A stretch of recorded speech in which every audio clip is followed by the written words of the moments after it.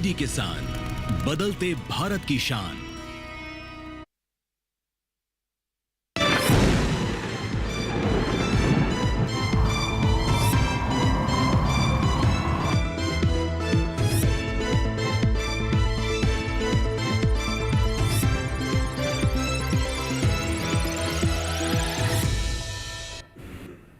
नमस्कार, आप देख रहे हैं दूरदर्शन किसान। आपके साथ मैं हूं चेतना त्यागी। मौसम खबर में हम शुरुआत करेंगे। अगले 24 से 48 घंटों में कैसा रहेगा मौसम, उस बारे में बताएंगे, लेकिन पहले नजर डालेंगे आज की 5 बड़ी खबरों पर। चलिए आपको 5 बड़ी खबरें आज की बता देते हैं क्या है।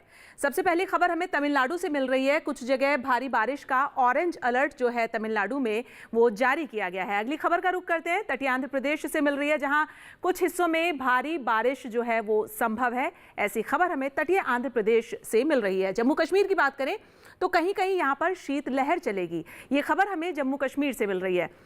अगली खबर की बात करें, हिमाचल प्रदेश से मिल रही है। कुछ भागों में शीतलहर चलने का अनुमान हिमाचल प्रदेश में जो है वो जताया जा रहा है। रुक करते अगली खबर का, पंजाब से मिल रही है। कुछ जगह सुबह और रात के समय घना कोहरा रह सकता है पंजाब में।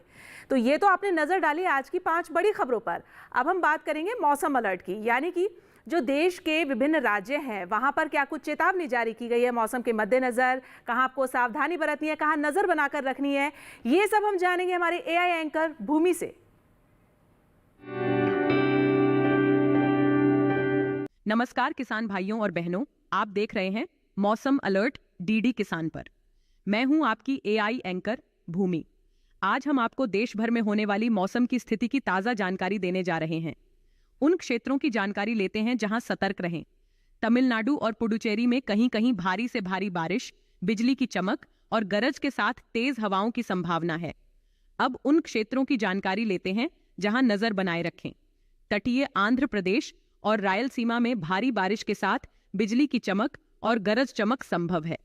केरल में बिजली की चमक और गरज के साथ तेज हवाएं चल सकती हैं।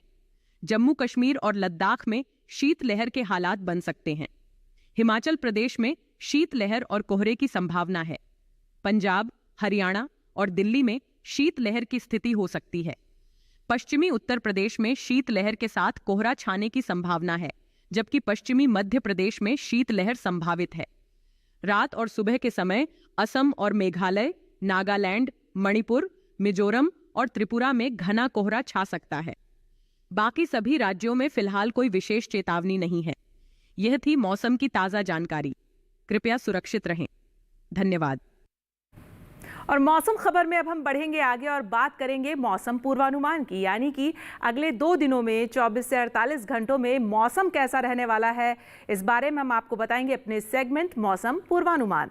चलिए शुरुआत करते हैं और आपको बताते हैं मौसम पूर्वानुमान अगले 2 दिनों का। हम आपको अभी ये जो पीछे आप मैप देख रहे हैं इसके जरिए समझाते हैं कि मौसम कैसा रहेगा अगले 2 दिनों में। आप देखें, गिलगित, श्रीनगर, जम्मू कश्मीर, पंजाब, चंडीगढ़, लेह लद्दाख, हिमाचल प्रदेश, हरियाणा, दिल्ली, उत्तराखंड, पश्चिमी उत्तर प्रदेश और पूर्वी उत्तर प्रदेश, ये वो राज्य हैं जहां पर अगले 24 से 48 घंटों में यानी 2 दिनों में बारिश नहीं होगी। ऐसा मौसम का पूर्वानुमान बता रहा है, आप देख सकते हैं। हम मौसम का पूर्वानुमान में अगले 2 दिनों के मौसम का हाल आपको बताते हैं। तो फिलहाल आपने देखा इन राज्यों का हाल। अब हम आपको बढ़ते हैं आगे और बता देते हैं कि बिहार, झारखंड, ओडिशा, गांगे पश्चिम बंगाल, उप हिमालय पश्चिम बंगाल, सिक्किम, साथ ही असम, मेघालय, नागालैंड, मणिपुर, मिजोरम, त्रिपुरा, यहाँ बरसात नहीं है, लेकिन अरुणाचल प्रदेश में कहीं कहीं बारिश संभव है। हो सकती है अरुणाचल प्रदेश में बारिश, पूर्वोत्तर का राज्य। और अंडमान निकोबार की बात करें तो कई जगह बरसात है यहाँ पर, लेकिन साथ ही तटीय आंध्र प्रदेश, तेलंगाना, भीतरी उत्तर कर्नाटक, भीतरी दक्षिण कर्नाटक, केरल, तमिलनाडु, रायलसीमा, पुडुचेरी और तटीय आंध्र प्रदेश, यहां पर कहीं कहीं बारिश हो सकती है। साथ ही अगर आप लक्षद्वीप पर नजर डालेंगे तो यहां पर भी कहीं कहीं बारिश हो सकती है। चलिए आगे बढ़ते हैं। अब आप देखें, कोंकण, गोवा, साथ ही मध्य महाराष्ट्र, दमन दीव, सौराष्ट्र, कच्छ, गुजरात, पश्चिमी मध्य प्रदेश, पूर्वी राजस्थान, पश्चिमी राजस्थान, पूर्वी मध्य प्रदेश, छत्तीसगढ़, विदर्भ, मराठवाड़ा, ये वो राज्य हैं जहां पर अगले 2 दिनों में बरसात नहीं होगी, ऐसा मौसम का पूर्वानुमान बता रहा है। तो ये तो आपने देखा अगले 2 दिनों के मौसम का हाल। अब पिछले 24 घंटे में मौसम की क्या चाल रही है उसका हाल हम आपको बता देते हैं। आप देखें, श्रीनगर, जम्मू कश्मीर, लेह लद्दाख में बारिश हुई है। पंजाब, हिमाचल प्रदेश, हरियाणा, पश्चिमी उत्तर प्रदेश, उत्तराखंड और पूर्वी उत्तर प्रदेश में पिछले 24 घंटों में बरसात दर्ज की गई है, यानी यहां पर बारिश हुई है। इन राज्यों में पिछले 24 घंटों के मौसम का हाल फिलहाल हम आपको बता रहे हैं, आप देख सकते हैं। तो लगातार हमने आपको बताया कि किन राज्यों में बारिश हुई है और साथ ही आगे बढ़ें, बात करें बिहार, झारखंड, ओडिशा की, तो यहां पर भी पिछले 24 घंटों में जो है वो बरसात दर्ज की गई है। साथ ही अरुणाचल प्रदेश, पूर्वोत्तर का राज्य अरुणाचल प्रदेश, यहां पर भी पिछले 24 घंटों में जो बारिश है वो दर्ज की गई है, यानी यहां पर बरसात हुई है। बात अगर हम करें अंडमान निकोबार, आप देखें अंडमान निकोबार आइलैंड, साथ ही लक्षद्वीप पर आप नजर डालें, केरल, भीतरी दक्षिण कर्नाटक, तमिलनाडु, तटीय कर्नाटक, भीतरी उत्तर कर्नाटक, तेलंगाना और तटीय आंध्र प्रदेश, यहां पर भी जो है पिछले 24 घंटों में बारिश दर्ज की गई है। पिछले 24 घंटों की मौसम की चाल का हाल हम आपको बता रहे हैं। आगे देखें आप विदर्भ छत्तीसगढ़, यहां पर भी पिछले 24 घंटों में बारिश दर्ज की गई है। साथ ही कोंकण गोवा जो है, कोंकण गोवा में भी पिछले 24 घंटों में बारिश दर्ज की गई है। पिछले 24 घंटों के मौसम का हाल आप देख रहे हैं कि यहां पर बारिश इन राज्यों में दर्ज की गई है। तो ये तो देखा आपने मौसम की चाल का हाल। फिलहाल मौसम खबर में वक्त हो गया एक छोटे से ब्रेक का, आप कहीं मत जाइएगा। मौसम खबर लगातार जारी है, जुड़े रहिए दूरदर्शन किसान के साथ।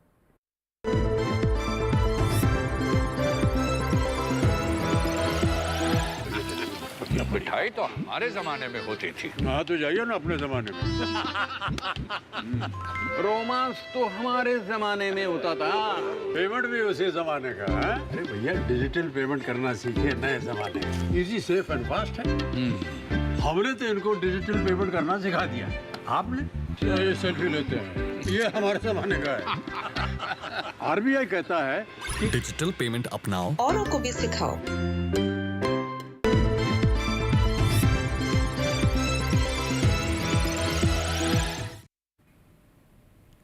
स्वागत है ब्रेक के बाद आप सभी का। आप देख रहे हैं मौसम खबर और मौसम खबर के इस हिस्से में अब हम बात करेंगे तापमान के हाल की, यानी कि जो देश के विभिन्न राज्य हैं वहां का अधिकतम और न्यूनतम तापमान कैसा रहा है, इस बारे में हम आपको जानकारी देंगे अपने सेगमेंट तापमान का हाल में। चलिए शुरुआत करते हैं और शुरुआत करेंगे न्यूनतम तापमान से। तो झारखंड के अगर हम न्यूनतम तापमान की बात करें तो यहाँ 3 से 5 डिग्री सेल्सियस झारखंड में न्यूनतम तापमान सामान्य की तुलना में ज्यादा दर्ज किया गया है। वहीं आगे बढ़े और बात करें तटीय आंध्र प्रदेश की, तो आप देखेंगे कि यहाँ का जो न्यूनतम तापमान है वो 3 से 5 डिग्री सेल्सियस सामान्य की तुलना में ज्यादा दर्ज किया गया है। आगे बढ़ते हैं और नजर डालते हैं भीतरी उत्तर कर्नाटक साथ ही तेलंगाना। तो इन दोनों राज्यों की बात करें तो 5 डिग्री सेल्सियस न्यूनतम तापमान सामान्य की तुलना में ज्यादा दर्ज किया गया है। बात आगे हम करते हैं पूर्वी मध्य प्रदेश की। यहाँ के न्यूनतम तापमान पर आप नजर डालेंगे तो यहाँ जो है वो 3 से 5 डिग्री सेल्सियस न्यूनतम तापमान सामान्य की तुलना में ज्यादा दर्ज किया गया है।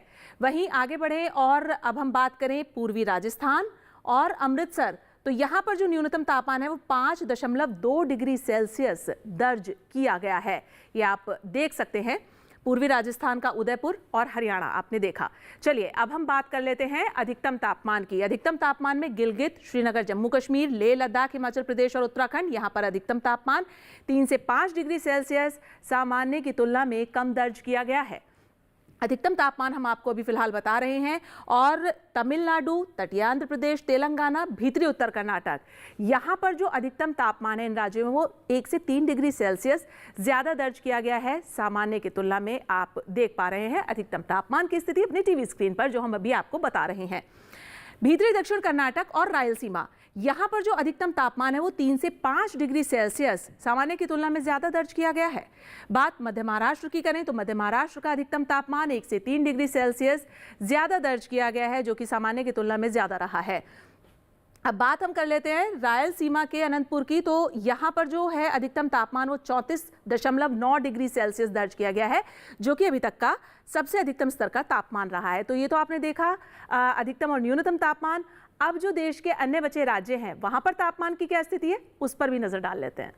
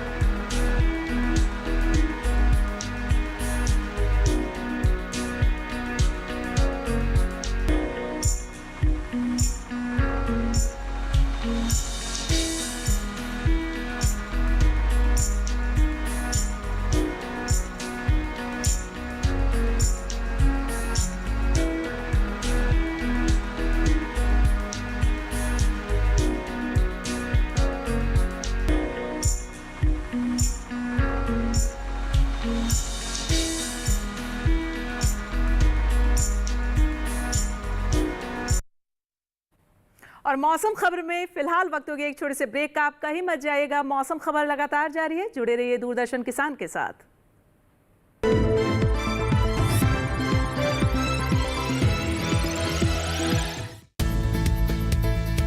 किस फसल की क्या है चाल, किस मंडी का क्या है हाल, उतरते चढ़ते भाव का असर, आयात निर्यात का क्या है असर, कैसा रहेगा आगे बाजार, बताएंगे मंडियों के जानकार। देखिए मंडी खबर सोमवार से शनिवार शाम 5 बजे सिर्फ दूरदर्शन किसान चैनल पर।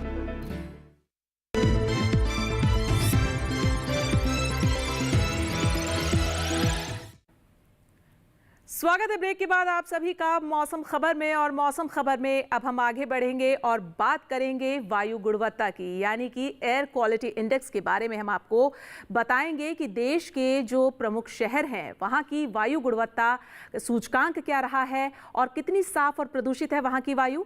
लेकिन ये सब जानकारी हमें देंगी हमारी एआई एंकर भूमि।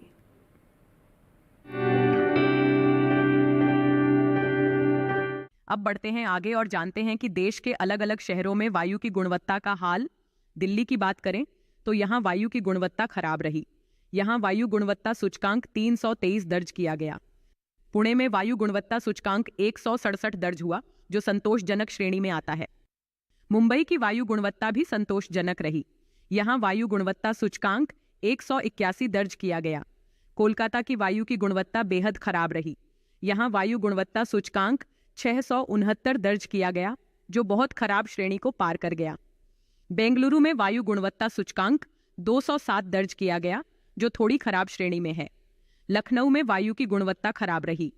यहाँ वायु गुणवत्ता सूचकांक 349 दर्ज हुआ। पटना की बात करें तो यहाँ भी वायु की गुणवत्ता खराब श्रेणी में रही। यहाँ वायु गुणवत्ता सूचकांक 348 दर्ज किया गया। हैदराबाद में वायु गुणवत्ता अच्छी रही। यहाँ वायु गुणवत्ता सूचकांक 98 दर्ज किया गया। अहमदाबाद में वायु की गुणवत्ता संतोषजनक रही। यहाँ वायु गुणवत्ता सूचकांक 185 दर्ज किया गया। कृपया अपनी सेहत का ध्यान रखें। हम फिर मिलेंगे, तब तक के लिए नमस्कार। और मौसम खबर में अब हम आगे बढ़ेंगे और अब बात करेंगे पर्यटन पूर्वानुमान की, यानी कि पर्यटन के लिहाज से जो प्रमुख पर्यटन स्थल हैं हमारे देश के, वहां का मौसम और तापमान कैसा रहेगा वो हम आपको बताएंगे अपने सेगमेंट पर्यटन पूर्वानुमान में। चलिए शुरुआत करते हैं और आपको बता देते हैं प्रमुख पर्यटन स्थलों का मौसम तापमान। शुरुआत जम्मू कश्मीर के गुलमर्ग से। आप देखेंगे यहाँ का मौसम मंगलवार से लेकर शुक्रवार तक मिला जुला रहेगा। बादल भी छाए रहेंगे, धूप भी खिली रहेगी, कुछ ऐसा मौसम रहेगा। वहीं आप अधिकतम तापमान देखेंगे 5 डिग्री पर बना हुआ है और न्यूनतम जो है वो -2 डिग्री पर रहेगा गुलमर्ग का। तो कुछ मौसम जो है वो ऐसा रहेगा, मिला जुला रहेगा, लेकिन सर्दी रहेगी वहां पर, क्योंकि न्यूनतम तापमान -2 डिग्री पर जा सकता है और अधिकतम भी 5 डिग्री पर बना रहेगा, यानी अच्छी खासी सर्दी वहां रहेगी। हिमाचल प्रदेश के शिमला की अगर हम बात करें तो आप देखेंगे शिमला में मंगलवार को तो मौसम मिला जुला है, थोड़े बादल भी रह सकते हैं, धूप भी, लेकिन बुधवार से शुक्रवार तक का जो मौसम है यहाँ पर वो अच्छी खासी धूप खिली रहेगी। तापमान अधिकतम जो है वो 12 से 13 डिग्री पर रहेगा और न्यूनतम जो है वो 2 डिग्री से 3 डिग्री पर रहेगा, यानी कि शिमला में भी जो है वो सर्दी रहेगी अच्छी खासी, क्योंकि मौसम और तापमान आप देख पा रहे हैं। उत्तराखंड के चमोली पर आप नजर डालेंगे तो देखेंगे मंगलवार बुधवार को मौसम मिला जुला रहेगा, थोड़ी धूप थोड़े बादल, कुछ ऐसा मौसम। गुरुवार शुक्रवार को जो मौसम है यहाँ पर वो थोड़ा खिला रहेगा, धूप खिली रहेगी, लेकिन अधिकतम तापमान पर आप नजर डालेंगे 21 डिग्री पर है और न्यूनतम तापमान 3 से 4 डिग्री और 5 डिग्री तक रह सकता है। ऐसा रहेगा चमोली का मौसम और तापमान। आपने देखा कि किस तरीके का मौसम यहाँ का रहने वाला है। आगे बात करते हैं उत्तर प्रदेश के वाराणसी शहर की। वाराणसी पर आप नजर डालें तो मंगलवार से लेकर शुक्रवार तक चारों ही दिन यहाँ पर धुंध छाई रह सकती है और अधिकतम तापमान जो है वो 23-24 डिग्री से 25 डिग्री तक रहेगा। न्यूनतम तापमान जो है वो 9 डिग्री से 10 डिग्री और 11 डिग्री तक रह सकता है। तो वाराणसी का मौसम जो है वो थोड़ा धुंध वाला रह सकता है और अधिकतम और न्यूनतम तापमान पर आपने नजर डाली कि कैसा रहेगा। चलिए आगे बढ़ते हैं, पश्चिम बंगाल के दार्जिलिंग पर नजर डालते हैं। दार्जिलिंग का जो मौसम है वो मंगलवार को तो यहाँ बारिश रहेगी, लेकिन बुधवार को यहाँ पर धुंध छाई रह सकती है। वहीं गुरुवार को मौसम मिला जुला रहेगा और शुक्रवार को यहाँ धूप खिली रहेगी, यानी मौसम में बड़ी तब्दीली है यहाँ के। अधिकतम तापमान वो 12 डिग्री से 13 डिग्री पर रहेगा और न्यूनतम तापमान 4 डिग्री से 5 डिग्री पर रहेगा। लेकिन मौसम जो है वो बदलता रहेगा चारों ही दिन, किसी दिन बारिश है, किसी दिन मिला जुला है। कर्नाटक के मैसूर शहर पर आप नजर डालेंगे मौसम पे, तो आप देखेंगे कि मंगलवार बुधवार को तो यहाँ का मौसम जो है वो मिला जुला रहेगा, धूप और बादल कुछ ऐसा मौसम रहेगा। लेकिन गुरुवार और शुक्रवार को यहाँ बारिश है, ऐसा जो है वो पर्यटन का पूर्वानुमान कह रहा है। वहीं पर अधिकतम जो तापमान है वो 28 डिग्री पर रहेगा और न्यूनतम 18 डिग्री पर बना रहेगा, यानी अधिकतम और न्यूनतम तापमान जो है वो चारों ही दिन एक समान रहने वाला है। बात करते हैं महाराष्ट्र के महाबलेश्वर की। महाबलेश्वर में मंगलवार से लेकर शुक्रवार तक जो मौसम है वो खिला रहेगा, मतलब धूप खिली रहेगी, खुला मौसम रहेगा, ऐसा कुछ मौसम रहेगा। अधिकतम तापमान 21 डिग्री से 22 डिग्री पर रहेगा और न्यूनतम जो है वो 11 डिग्री से 12 डिग्री के बीच में रहेगा। तो महाबलेश्वर का मौसम जो है वो खुला रहेगा, लेकिन अधिकतम और न्यूनतम तापमान आप देख पा रहे हैं कि किस तरीके का रहने वाला है। बात अब गुजरात के पोरबंदर शहर की कर लेते हैं। तो पोरबंदर शहर पर आप देखें, नज़र डालें मौसम पर। सबसे पहले मंगलवार से लेकर शुक्रवार तक मौसम खुला है, धूप खिली रहेगी और अधिकतम तापमान 30 डिग्री से 31 डिग्री के बीच में रहेगा और जो न्यूनतम है वो 13 डिग्री से 14 डिग्री के बीच में जा सकते हैं, यानी सामान्य मौसम पोरबंदर का रहेगा, ऐसा आप देख पा रहे हैं, हमने आपको दिखाया। चलिए आगे राजस्थान के जैसलमेर पर आप नज़र डालें। तो जैसलमेर में आप देखेंगे कि मंगलवार से लेकर शुक्रवार तक जो मौसम है वो खुला रहेगा, यानी धूप खिली रहेगी। अधिकतम तापमान 24 डिग्री से 25 डिग्री के बीच में रहेगा। वहीं न्यूनतम पर आप नज़र डालें तो आप देखेंगे कि चारों ही दिन 8 डिग्री पर यहाँ का न्यूनतम तापमान जो है वो रहेगा। तो जैसलमेर का जो मौसम है वो खुला रहेगा, धूप खिली रहेगी और अधिकतम तापमान 24 से 25 डिग्री पर रह सकता है। मध्य प्रदेश के शहर खजुराहो की बात करें तो खजुराहो में मंगलवार से लेकर शुक्रवार तक धुंध छाई रहेगी और अधिकतम तापमान 25 डिग्री से 26 डिग्री तक जा सकता है। न्यूनतम पर आप नज़र डालेंगे तो 9 डिग्री से 10 डिग्री तक यहाँ का न्यूनतम तापमान जा सकता है। तो खजुराहो का मौसम और तापमान आपने देखा कि मौसम जो है वो थोड़ा धुंध छाई रहेगी, ऐसा मौसम यहाँ का रहेगा। चलिए, ये तो आपने देखा पर्यटन पूर्वानुमान, पर्यटन स्थलों का मौसम तापमान। अब हम बात कर लेते हैं मौसम खबर में खेती किसानी की। तो दक्षिण भारत के जो हमारे किसान भाई हैं उनको खेती इस समय बदलते मौसम में किस तरीके से करनी है, ये सब जानकारी देंगे हमारे AI एंकर क्रिश।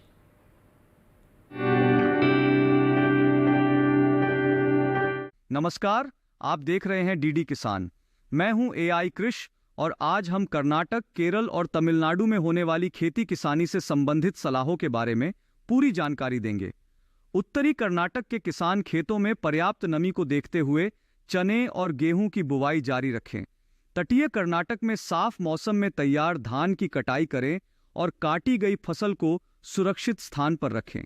धान की कटाई के बाद किसान उड़द, मूंग और हरे चारे की बुवाई भी कर सकते हैं। कर्नाटक के पहाड़ी इलाके में साफ मौसम के दौरान धान की कटाई जारी रखें।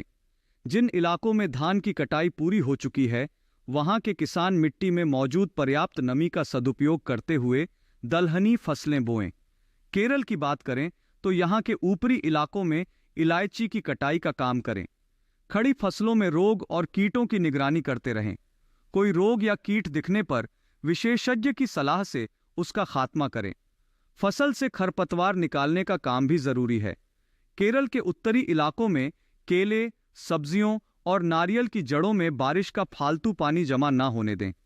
तमिलनाडु के किसान धान, मक्का, हल्दी और प्याज के खेतों में पर्याप्त जल निकासी की व्यवस्था करें। इसी तरह कृषि और किसानों से जुड़ी हर महत्वपूर्ण जानकारी के लिए हमारे साथ जुड़े रहिए और देखते रहिए डीडी किसान। धन्यवाद। और अब मौसम खबर में हम बात करेंगे आज की फसल की। जी हां, आज की फसल में हम आपको बताएंगे पालक के बारे में। जैसे कि आप सभी जानते हैं कि ये मौसम जो है ये पालक की बुआई के लिए बेहद उपयुक्त है और हरी पत्तेदार सब्जी है। इसमें पोटेशियम, कैल्शियम, मिनरल्स और साथ ही आयरन भरपूर मात्रा में पाया जाता है और इस मौसम में इसका सेवन जो है वो बेहद लाभदायक है। तो पालक की खेती आप किस तरीके से करें, और ये आप सभी जानते हैं कि ज़्यादातर पालक की जो बुआई है वो उत्तर प्रदेश, हरियाणा, महाराष्ट्र, इन सभी राज्यों में की जाती है। हमारे किसान भाइयों के लिए और क्या कुछ सलाह है हमारे कृषि विशेषज्ञों की, देखिए हमारे इस खास रिपोर्ट में। इस समय पालक की बुआई की जा सकती है। पालक को मैदानी और पहाड़ी दोनों क्षेत्रों में बोया जा सकता है। मैदानी इलाकों में सर्दी के मौसम में ये ज्यादा बोई जाती है। वैसे तो इसे किसी भी प्रकार की मिट्टी में बोया जा सकता है, फिर भी दोमट मिट्टी इसके लिए सर्वोत्तम मानी जाती है। अलग अलग राज्यों के लिए अलग अलग किस्में हैं। किसान वैज्ञानिकों से सलाह लेकर बीज का चुनाव कर सकते हैं। अच्छी नमी से बुआई करने पर तुरंत सिंचाई की जरूरत नहीं पड़ती। फिर भी बुआई के 8 से 10 दिन बाद सिंचाई करना आवश्यक है। इसके बाद 10 से 15 दिन के अंतराल पर सिंचाई करते रहें। पत्तियों की हर कटाई के बाद सिंचाई करना ना भूलें। खरपतवार नियंत्रण के लिए बोने के 15 से 20 दिन बाद पहली निराई गुड़ाई कर दें। पालक के लिए 2 से 3 बार निराई गुड़ाई करनी चाहिए। पत्तेदार सब्जियों में आमतौर पर बीमारी नहीं लगती, फिर भी अगर बीमारी लग जाए तो कटाई के बाद दवा छिड़कें ताकि पत्तियों पर दवाई का असर ना हो। वैसे पालक में सर्कोस्पोरा लीफ स्पॉट और डंपिंग ऑफ जैसी बीमारियों की आशंका रहती है। लीफ माइनर, चैंपा, माहू और इल्ली जैसे कीट पालक की पत्तियों को नुकसान पहुंचा सकते हैं। बचाव के लिए विशेषज्ञों की सलाह पर उचित दवाएं छिड़कें। ध्यान रखें कि फसल में किसी भी प्रकार की दवा का छिड़काव करने से पहले कृषि विशेषज्ञों से सलाह जरूर लें। पालक की 1 हेक्टेयर में 80 से 100 क्विंटल तक पैदावार होती है। इसे कई बार काटा जा सकता है। और आज मौसम खबर में बस इतना ही। फिर होगी मुलाकात। तब तक के लिए आप जुड़े रहिए दूरदर्शन किसान के साथ। नमस्कार।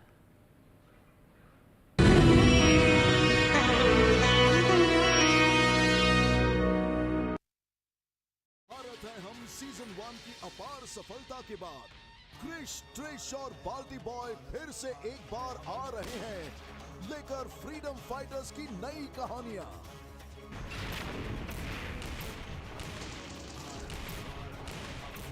करो और मरो, इंकलाब जिंदाबाद। भारत है हम का सीजन 2 लेकर आ रहे हैं हर रविवार सुबह 11 बजे दूरदर्शन पर। मैं डुप्लीकेट चाबी बैग में लाया था या नहीं, सोचने दो। सोचिए। राम, काफी देर नहीं हो गए इन्हें सोचते सोचते? सोच नहीं रहा है, इसको फिर से नींद लग गई है। चाबी वाले दादा। उठे। हाँ। अच्छा, चलिए मैं चलता हूँ। लाइए मेरे पैसे। हम तो मिडिल क्लास हैं जी। सोमवार से गुरुवार रात 8 बजे डीडी नेशनल पर। मॉडर्न पिथियन गेम, एंशिएंट पिथियन गेमों से प्रेरित प्रधानमंत्री के विजन के अनुसार आर्ट, कल्चर और ट्रेडिशनल गेम में विश्व का पहला कल्चरल आंदोलन अब 12 से 15 दिसंबर के बीच ताऊ देवीलाल स्टेडियम पंचकुला में, जहां आप देश और विदेश की कई टीमों के साथ आर्ट और कला के क्षेत्र में एक कंपटीशन के रूप में देखेंगे। और इन गेमों से पूरे विश्व को विश्व शांति का संदेश यहां से जाएगा।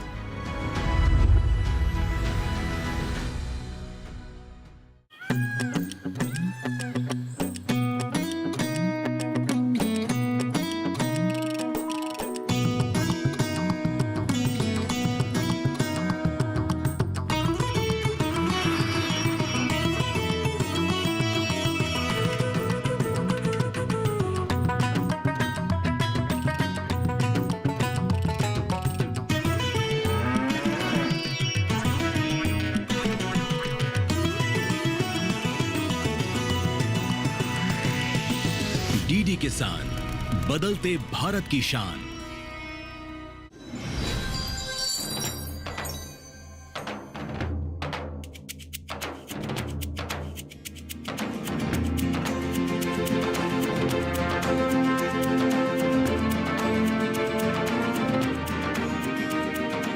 फसल की कटाई के साथ ही उत्तर भारत के किसान अगली फसल की तैयारी में लग जाते हैं, पर अगली फसल की तैयारी किसी चुनौती से कम नहीं होती, क्योंकि पिछली फसल की कटाई के बाद जो अवशेष खेतों में रह जाते हैं उनका निपटान भी करना होता है।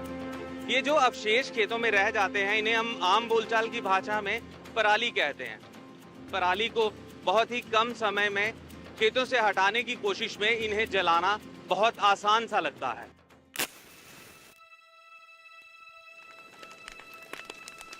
क्या इसे जलाना सही है? पराली जलाने के प्रभाव घातक हैं। पराली जलाने से हवा में विषैले तत्व फैलते हैं जो इंसान, पशु और पर्यावरण सभी के लिए नुकसानदायक हैं। पराली जलाने से खेतों की मिट्टी में पाए जाने वाले किसानों के मित्र कीट भी मर जाते हैं, जैसे राइजोबिया बैक्टीरिया। ये बैक्टीरिया वातावरण की नाइट्रोजन को जमीन में पहुंचाते हैं, जिससे खेतों की पैदावार क्षमता बढ़ती है। पराली जलाना सही नहीं है। इसके और भी विकल्प हैं, पर्यावरण अनुकूल विकल्प हैं। पराली को ईंधन, खाद और औद्योगिक उपयोग के लिए संसाधित किया जाता है। सुपर सीडर मशीन की मदद से जुताई, बुआई, लेबलिंग सब एक साथ कर सकते हैं। इसके जरिए पराली को खेतों में ही दबाकर जैविक खाद का लाभ लिया जा सकता है। 1 टन धान के भूसे में लगभग 5.5 kilogram nitrogen, 2.3 kilogram phosphorus pentoxide, 25 kilogram potassium oxide, 1.2 kilogram sulphur, चावल द्वारा अवशोषित 50 से 70% सूक्ष्म पोषक तत्व और 400 किलोग्राम कार्बन पाया जाता है, जो धान की पराली जला देने से नष्ट हो जाता है। पराली को मिट्टी में मिलाने से अनाज के पोषक तत्व, मिट्टी के कुछ गुण जैसे मिट्टी का तापमान, पीएच, नमी, उपलब्ध फास्फोरस और मिट्टी के कार्बनिक पदार्थ भी बरकरार रहते हैं। साथ ही खाद खर्च पर 1500 से 2000 रुपए प्रति हेक्टेयर की भी बचत होती है। रोटरी मल्चर फसल के बचे हुए अवशेषों को छोटे छोटे टुकड़ों में काटता है, फिर उन्हें मिट्टी में मिला देता है। इससे मिट्टी की संरचना में सुधार होता है। सुपर स्ट्रा मैनेजमेंट सिस्टम या स्ट्रा मैनेजमेंट सिस्टम एक ऐसा उपकरण है जो कंबाइन हार्वेस्टर से निकालने वाली पराली को छोटे छोटे टुकड़ों में काटता और फैलाता भी है। इससे पराली को आसानी से मिट्टी में मिलाया जा सकता है और पराली जलाने की जरूरत नहीं पड़ती। रीपर कम बाइंडर मशीन फसल की कटाई के साथ साथ उनका बंडल भी बनाती है, जिन्हें आसानी से एकत्र किया जा सकता है। इस मशीन की सहायता से किसान खेत में 5 से 7 सेंटीमीटर ऊपर फसल की कटाई भी आसानी से कर सकते हैं। स्ट्रॉ बेलर मशीन पराली को गट्ठर में बदलता है। इन गट्ठरों को फैक्ट्रियों तक पहुंचाया जा सकता है, जहां इससे बहुत सारी चीजें जैसे कि ऑर्गेनिक डिस्पोजेबल बर्तन, थर्मोकॉल इत्यादि बनाई जाती हैं, जो पर्यावरण अनुकूल हैं। इससे किसान अपनी आय भी बढ़ा सकते हैं। भारत सरकार के सहयोग से पंजाब प्रदेश में क्रॉप रेजिड्यू मैनेजमेंट स्कीम चलाई जा रही है, जिसके तहत जहां पर किसानों को पराली प्रबंधन के लिए जो के धान के अवशेष बच जाते हैं, उनको संभालने के लिए उसका इंसिटू मींस उसको खेत में मिट्टी में मिलाने के लिए, जहां उसको खेत से बाहर निकालकर उसको इंडस्ट्री को सेल करने के लिए एक स्कीम चलाई जा रही है, क्रॉप रेजिड्यू मैनेजमेंट। इसके तहत इनको मशीनरी, जिसमें मुख्य तौर पर baler, rake, happy seeder, super seeder, smart seeder और क्रॉप रीपर, ऐसी मशीनें हैं जो किसानों को 50% से लेकर 80% सब्सिडी ली है। पराली से जैविक खाद बनाना एक कारगर तरीका है। इसे कंपोस्टिंग की प्रक्रिया द्वारा खेतों में ही सड़ाया जा सकता है, जिससे जमीन की उर्वरता बढ़ती है और फसलों को प्राकृतिक पोषण भी मिलता है। पराली से बायोगैस बनाना एक प्रभावी तरीका है। इस प्रक्रिया से न केवल ऊर्जा उत्पन्न होती है, बल्कि ये पराली के सही निपटान का भी समाधान प्रस्तुत करती है। पराली प्रबंधन के बहुत सारे विकल्प हैं और इसमें सरकार भी सहायता कर रही है। अब जरा सोचिए, माचिस या मैकेनिज्म।